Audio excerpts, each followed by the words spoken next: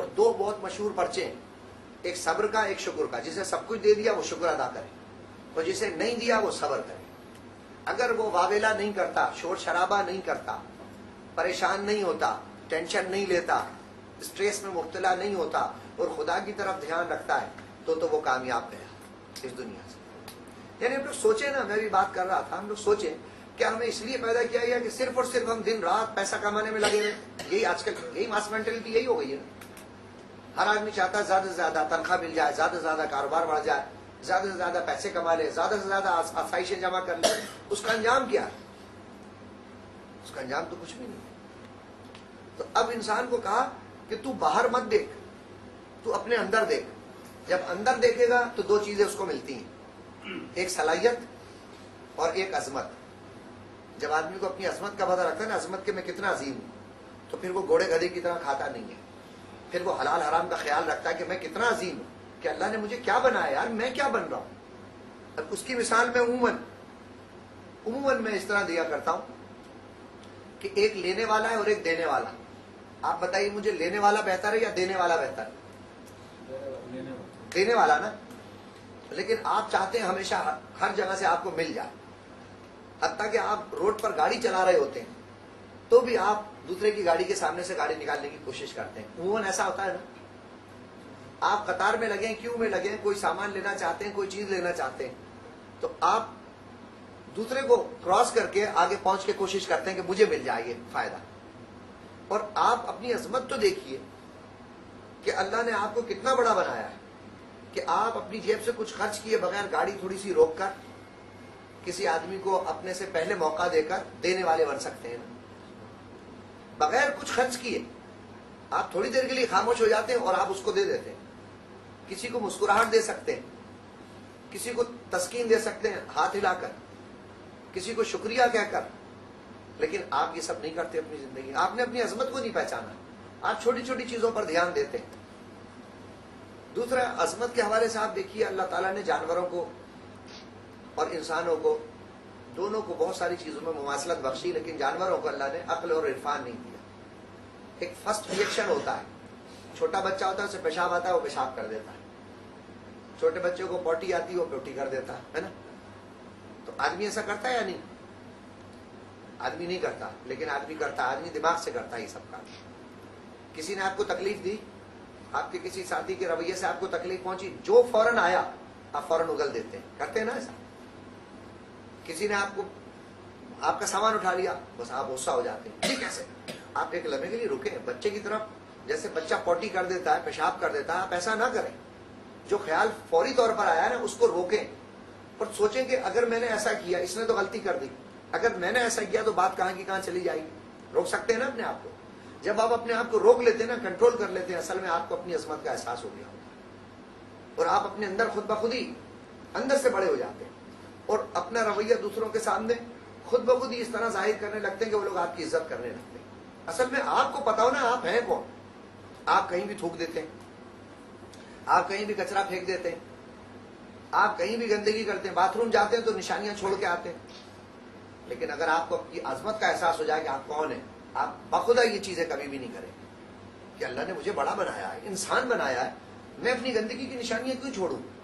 जो थूकने की जगह है वो थूकूंगा, जहां कचरा फेंकने की जगह कचरा फेंकूंगा, जिस आदमी से जैसे डीलिंग करनी है वैसे करूंगा। मैं अपने ऊपर कंट्रोल कर सकता हूं। मेरे अंदर तो यूं ही है कि मैं हर किसी से लड़ जाऊं, लेकिन जब मैं कंट्रोल करता हूं तो मैंने अपनी अजमत को पहचाना, मैंने अपने आप को पहचाना।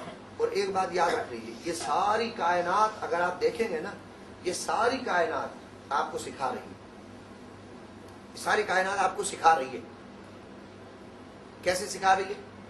आप किसी बात पे अकड़ जाते हैं ना कई दफा, नहीं जी मैं नहीं हिलूंगा, कोई मामला हो जाए, कोई झगड़ा हो जाए, ऑफिस की कोई बात हो जाए, अकड़ जाते हैं।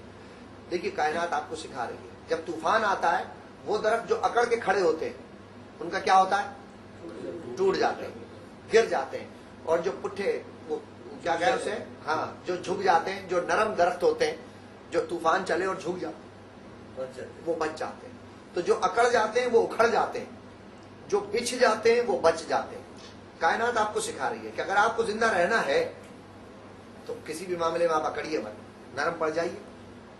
आप बच जाएंगे। दूसरी बात, आपने समझ लिया कि आप क्या हैं, आप बहुत अजीम हैं, आप में खास सलाहियतें हैं, आप उन सलाहियतों को काम में लेके अपने पर कंट्रोल करके बहुत सारी खराबियों से बच सकते हो। पर अपनी अजमत का जब एहसास हो जाए तो आप किसी को तकलीफ नहीं पहुंचाओगे। अपनी अजमत का जब एहसास हो जाएगा तो आप गंदगी नहीं फैलाओगे। जो एथिक्स, जो इखलाक, जो एटिकेट्स, जो उसूल वजह किए गए इखलाकियात के, वो इतने अच्छे हो जाएंगे कि आपके आसपास पड़ोस में कोई भी आपसे तंग नहीं होगा। जब आपको अपनी अजमत का एहसास हो जाएगा ना कि मुझे अल्लाह ने कितना बड़ा बनाया और मैं अपनी जबान से ही अपने आप को खराब कर सकता हूं, अपनी जबान से, अपने किरदार से अपने आप को अच्छा बना सकता हूं। बच्चों के मुतालिक हम लोग अक्सर कहते हैं, सारी कायनात हमें सिखा रही है। बच्चों के हवाले से हम लोग क्या कहते हैं,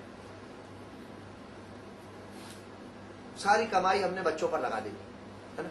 फिर हमारे यहाँ हिंदुस्तान, पाकिस्तान में, बांग्लादेश में, ये जो एशिया का एक खास इलाका है, हम बच्चों को उस वक्त तक नहीं छोड़ते जब तक हम नहीं मर जाएं या वो नहीं मर जाएं। ऐसे ही है ना। आखिर तक लड़कियां छोटी से बड़ी हो गई, जवान हुई तो हम हिंदुस्तान पाकिस्तान में रहते हैं ना, हमारा ध्यान लगा रखता है कोई गड़बड़ ना हो जाए। अब जवान हो गई तो शादी के लिए रिश्ते ढूंढो, रिश्ते हो गए तो उनके लिए जहेज जमा करो, जहेज हो गया, अब वहां चली गई तो फिर भी हम उससे टेलीफोन करके पूछते हैं या किसी जरिए पूछते हैं कैसी हो, ठीक हो। वो कहती है नहीं, मेरी सास मेरे साथ अच्छा सलूक नहीं करती, मेरा ससुरा मेरे साथ, मेरा देवर या जेठानी, हम उसको भी दिल पे लिए रहते हैं। होता है ना ऐसा। और फितरत क्या सिखा रही है हमें, कायनात क्या सिखा रही है हमें। कायनात कहती है कि जब तुम्हारे बच्चे बालों पर वाले हो जाएं, तुम्हारा एक काम था, इनको जवान कर दो, इनकी तरबियत कर दो, इन्हें उड़ना सिखा दो, तैरना सिखा दो, खाना पीना सिखा दो, ये अपना रिस्क खुद तलाश कर लें, बस अब इनको रुखसत कर दो। फितरत यही सिखा रही है ना। नेशनल ज्योग्राफिक वगैरह देखते हैं ना चैनल, शेर भी इस तरह करता है ना, बाज भी इस तरह करता है, बतख भी इस तरह करती है, सारे जानवर। कोई आखिर तक रिश्ता तो नहीं रखते ना उनसे। और हम लोगों ने किस तरह अपने आप को उलझाया हुआ है। जिनकी समझ में ये बात आ गई है, यूरोप में जो बैठे हैं, जिनकी समझ में बात आ गई है, उन्होंने अपने बच्चों को जवानी के बाद अलग कर दिया है ना। वो आखिरत पे यकीन नहीं रखते लेकिन मौत पे यकीन रखते हैं, उन्हें मालूम है मरना है, तो बोलते काहे की झंझट है यार, कि हम गलत बच्चों के चक्कर में पड़े रहे। और हम लोग कब तक लगा के रखते हैं ना उन्हें सीने से। अपनी बेटी का हाल मालूम करते रहेंगे, बहन का हाल मालूम करते रहेंगे, उसके लिए परेशान होते रहेंगे, कोई बाबा से ताबीज लेते रहेंगे, कोई पंचायत करते रहेंगे कि किसी सूरत से। फिर आपका जितना काम था वो खत्म हो गया। कायनात सिखा रही है। हम कई मामलात में अकड़ जाते हैं। अभी मैंने कहा जो बिक जाते हैं वो बच जाते हैं, जो अकड़ जाते हैं वो उखड़ जाते हैं। कई मामलात में आप देखिए, पहाड़ की चोटी से चश्मा पानी का फूटता है, जब वो बहता हुआ नीचे आता है, रास्ते में चट्टान आती है, वो चट्टान से टकराता नहीं है, उससे अकड़ता नहीं है कि तू हट मेरे सामने से, फिर नहीं मैं तो इस मसले को नहीं, वो रास्ता बनाता है ना। फिर झाड़ी आई, रास्ता बनाता है, पत्थर आया, रास्ता बना, आहिस्ता आहिस्ता आहिस्ता नीचे उतरता है, नाले में गिरता है, 3-4 नाले उसमें शामिल होते हैं, दरिया बनता है और आखिर में समंदर में गिर जाता है। उसने अपनी बका का राज पा लिया। अकड़ना नहीं है। कायनात हमें सिखा रही है ना, जहां आपके मिजाज के खिलाफ आदमी मिले, आपने अकड़ना नहीं है। जहां आपके मिजाज के, आपके चाहे खानदान में हो, फैमिली में हो, चाहे आपकी कमाने वाली फील्ड में हो, आप रास्ता बनाएं। कायनात सिखा रही है आपको। कुछ लोग ऐसे हैं जो आपको तकलीफ देते हैं। फाद ने मुझसे कल कहा कि कुछ लोग ऐसे हैं जो हासिद होते हैं। देखा होगा ना आपने भी आस पास, आप जिन पर एहसान करते हैं वही आपके पर कतरते हैं, वही आपको तकलीफ देते हैं। कई ऐसे लोग होते हैं जो जबरदस्ती आपको तकलीफ पहुंचाने के लिए, ऑफिस में भी होते हैं, साथ भी होते हैं, आपकी मुखालफत करते हैं, आपको जलील करने की कोशिशें करते हैं।